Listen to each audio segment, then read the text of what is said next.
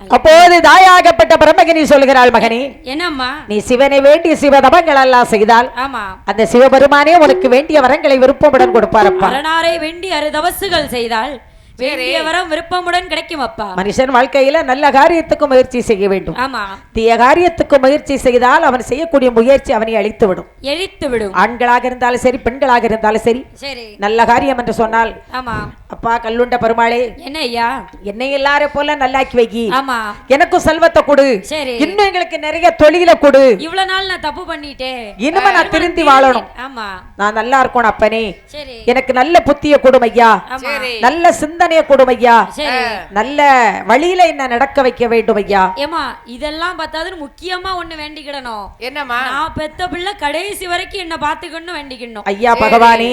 ஆமா கல்லுண்ட பெருமாளே சாமியை கும்பிட்டா கண்டிப்பா கடவுள் வரத்தை கொடுப்பாரு. சரி வேண்டிய வரத்தை விருப்பமுடன் அள்ளி அள்ளி கொடுப்பார். அதுக்கு தானே ஐயா உட்கார்ந்திருக்காரு, அதனாலமா காத்து இருக்கிறார். அதுக்கு தானே ஐயா உட்கார்ந்திருக்காரு.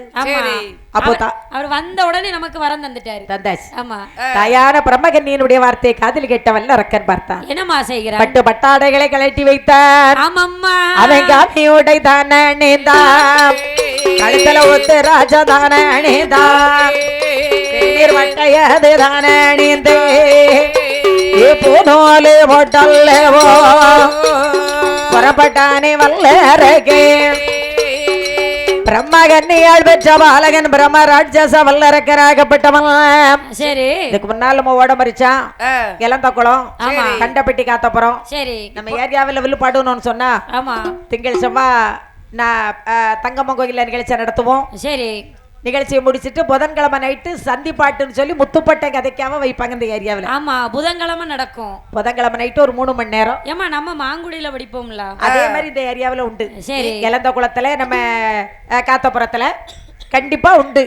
இப்பதான் இல்ல, இப்ப கோட மறைச்சா இழந்த குளம். நீ இங்க ஒரு அம்மா எனக்கு இழந்த பழம் வேணும்னு அழுவுது. ஆமா இழந்த பழம் இழந்த முள்ளோட கேக்கு. சரி அதாவது அப்பதான் அப்படி கொறுத்துக்கிட்டு வரோம். அதுவும் அத்தையிட்ட கேக்கு. ஓ அத்தையிட்ட. ஆமா ஓ அத்தையே போய் சொத்து போயிருக்கா. நீங்க மாமியார் மருமகள பழக்க விடுறது வடக்க வெள்ளிமே பழக்க விட்டுவாங்கம்மா. யோ கொஞ்சம் அமைதியா இருங்க ஐயா. அதாவது என்னம்மா அந்த அப்போ அப்படி வில்லு வைப்பாங்க அக்கா பெரிய பாப்பா நாங்க வில்லு பாட்டு சின்ன பிள்ளைய வரும்போது புதன்கிழமைக்கு சந்திப்பாட்டுன்னு கோயில்ல ஒரு 3 மணி நேரம் தங்கம்மன் கோயில்ல நம்ம வில்லு பாடும். ஏது கதை கேட்கறதுக்கு ஆசைப்பட்டு வச்சாங்கம்மா. முத்துப்பட்ட கதையை படிச்சு அதோட முடியும். சரி இப்ப கதை கேட்க ஆளும் இல்ல, கோயில் நிகழ்ச்சியோட முடிஞ்சு போகுது. என்ன இனிமே அடுத்தால வைப்பாங்கம்மா. அப்படியா? காவி உடை தரித்தான் வல்லரக்கன். சரி கழுத்திலே ருத்ராட்சம் அணிந்தான் வல்லரக்கன். உடலங்கு திருநீர் பட்டைய போட்டான். ஆமா இந்த காதுல இருந்து இந்த காதுக்கு ஒரு பட்டை நேசனல் பட்டை. சரி கன்னியாகுமரி டு சென்னை ஆமா பெரிய பட்டைய போட்டான்.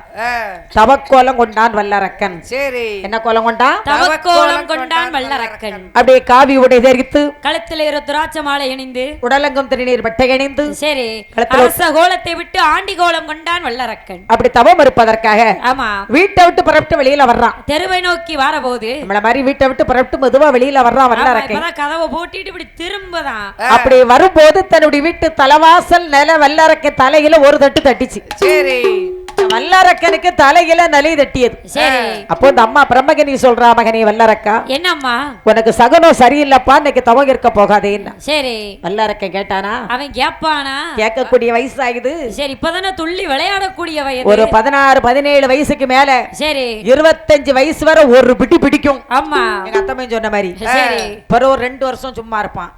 பிறகு ஒரு 28ல இருந்து 32 வரை ஒரு பிடி பிடிக்கும்.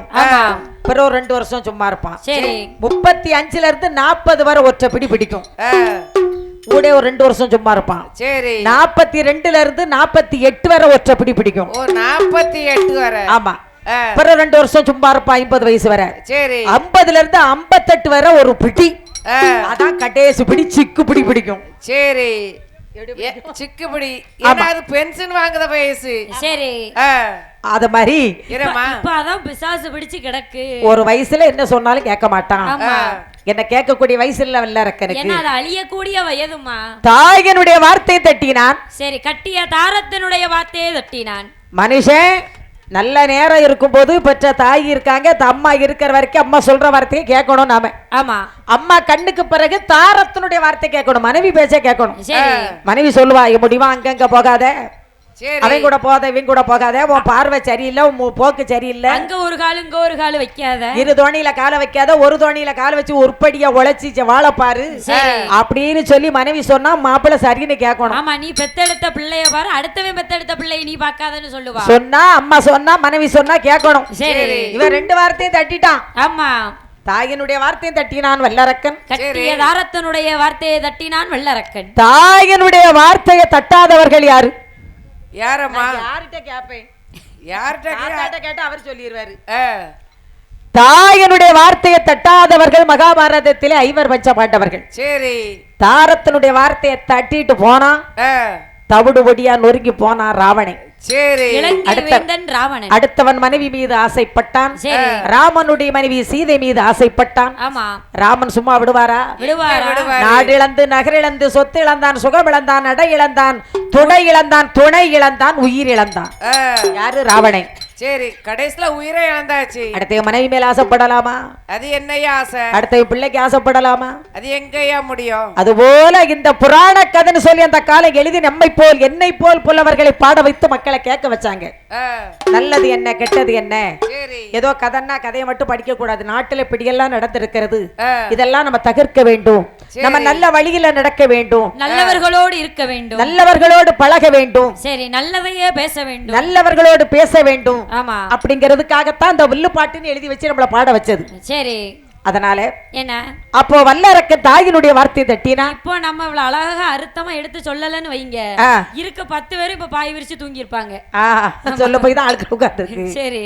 தெருவை நோக்கி வருகிறான் வல்லரக்கன். வரும்போது வல்லரக்கனுக்கு தெருவிலே சகனம் எப்படி இருக்குது பாருங்க. எப்படி அம்மா இருக்கிறது? அங்க ஒன்றாவது தெருவதிலே வல்லரக்கு மாறுபோதே ஒரு ஓணன் வந்து குறிக்கிடுமா.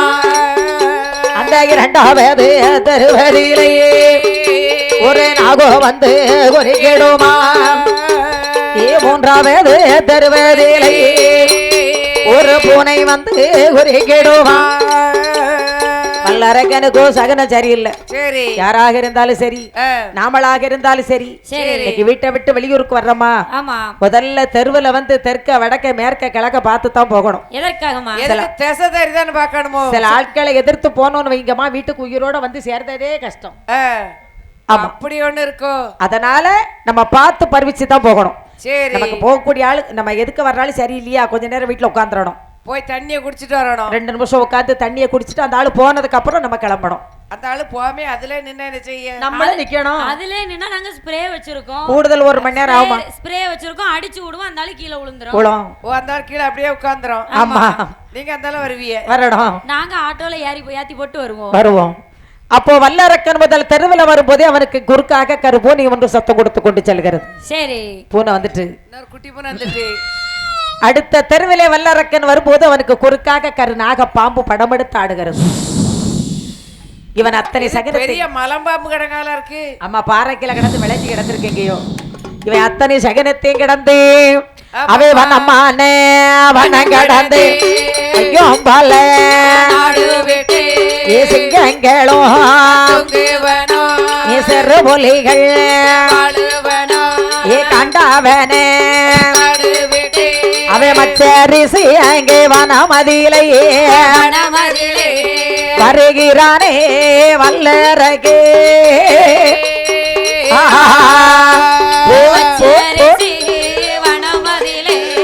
வனமதியிலே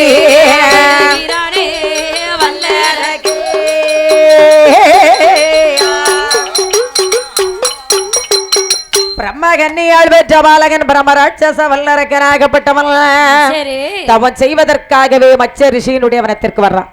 நம்ம தவம் செய்கிறதுக்கு நல்ல வனம் இந்த வனம் தான், அருமையான வனம் இந்த வனம் தான். இந்த வனத்திலே இருந்து கொண்டுதான் சிவபெருமாளை வேண்டி நம்ம சிவதவங்கள் செய்ய வேண்டும், வேண்டி அருதவசுகள் செய்ய வேண்டும். இந்த வல்லரக்கன் எப்படி தவம் செய்ய போறான் பாருங்க.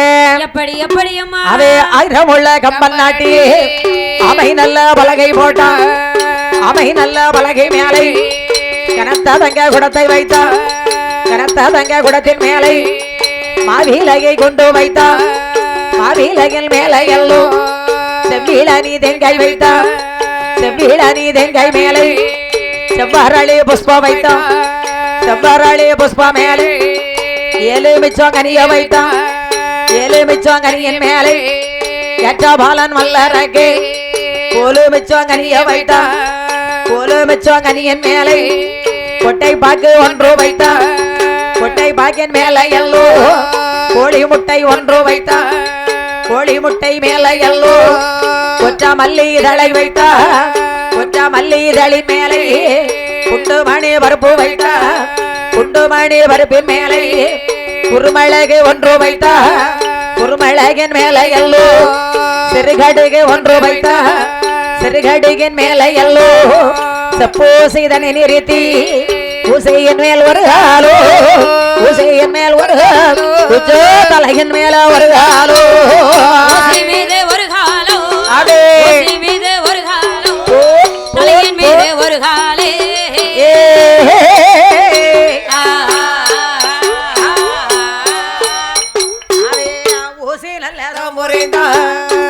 பாலன் வல்லரகே காற்றடித்து மணல் பரப்பி காரணம் செடி மேல் படரே பல்லு எல்லாம் வாசி பற்றி ரோமாமெல்லாம் செடிகள் பின்னே கால் மாட்டில் முளைத்த மாறோ வல்லரக்கானவனுக்கு தலைமாட்டில் பூச்சோரியே தலைமாட்டில் முளைத்த மாறோ கால் மாட்டில் பூச்சோரியே பல நாளாய் பல வரிடோ பல நாளாய் பல வரிடோ அரங்கே வல்லி இரண்டா ஒரு வரிடோ நாளா பல வரிடோ ஏ வல்லரகே